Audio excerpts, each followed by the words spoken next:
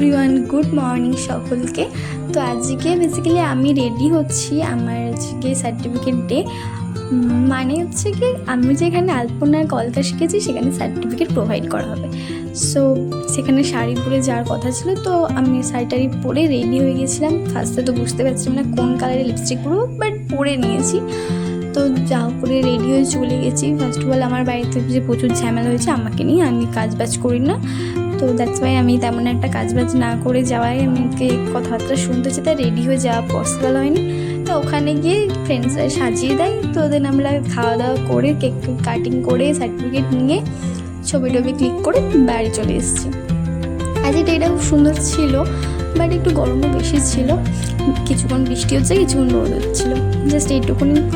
আর এখানে আমার কানেরটা শো করছিলাম, কারণ আমি যে কানেরটা পরবো ভেবেছিলাম সেই কানেরটা আমি নিয়ে যাইনি।